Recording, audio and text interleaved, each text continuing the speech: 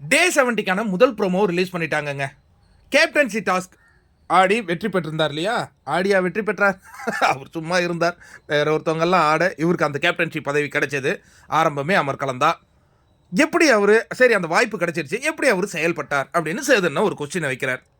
Sir, கேப்டன்கிறவர் சேர்ந்து வீட்டை வழி நடத்துவார்னு பார்த்தா மற்றவங்கெல்லாம் சேர்ந்து அவரை வழி நடத்திட்டு இருந்தேன். அந்த காட்சிகளை தான் சார் நான் பார்த்துக்கிட்டு இருந்தேன் அப்படின்னு மஞ்சரி சொல்ல, அதுக்கப்புறம் எழுந்த முத்துக்குமார், சார் இந்த வீட்டில் கேப்டன்னாலே ஒரு ரெஸ்பான்சிபிளாக இருக்கும் சார், ஆனால் இவர் பார்த்தா பாவமாகவே இருந்தார் சார். அதை இன்னும் உங்களுக்கு விலைக்கு நான் சொல்லணும்னா, மரியாதைக்குரிய இடத்துல கேப்டன்ஸ் பல பேர் இருந்து நான் பார்த்துருக்கேன்.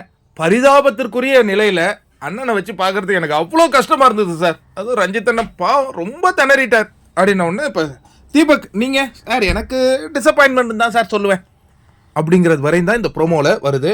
அதுக்கப்புறம் சேதன் ஒரு விஷயத்தை போட்டு உடைச்சிட்டாரு சபையில்.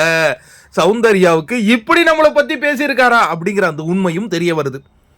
கேப்டன்சியில் அதாவது நீங்கள் வந்து அன்பானவர், பண்பானவர், எல்லாமே அப்படி தானே உங்களை ப்ரொஜெக்ட் பண்ணிட்டு இருக்கீங்க ரஞ்சித் சார்? ஆமாம் சார், நான் அப்படி தான். நான் இந்த வாரத்தையே அன்பு வாரம்னு எடுத்துகிட்டு போக முயற்சி பண்ணிட்டு இருந்தேன். சரி, அப்புறம் சௌந்தர்யாவை மூஞ்சில் வச்சு தைக்கணும்னு சொன்னீங்களே, அது எந்த கேட்டகரியில் சார் வரும் அப்படின்னு ஒன்று க்ளோஸ்அப் வைக்கிறாங்க சௌந்தர்யாவுக்கு. அந்த பொண்ணு ஆடி போயிடுச்சு, என்னது என்ன மூஞ்சில் வச்சு தைக்கணும்னாரா? என்னையா நடந்திருக்கீங்க? அது நம்ம சேனலில் கூட அந்த வீடியோ போட்டிருப்போம்ல, இந்த இது சைக்கிள் சுற்றிக்கிட்டே அப்படி நாக்கு கடிச்சு சொல்லுவார். அது எந்த கேட்டகரியில் சார் வரும்? நானே சௌந்தர்யாடா பாவி, கூட மேனேஜர் சொல்லிட்டு ஏன் மூஞ்சி வச்சு தைக்கணுமா? ஐயோ எப்பா சாமி அப்படின்னு அவங்க அந்த ரியாக்ஷனோட உட்காந்துருக்க.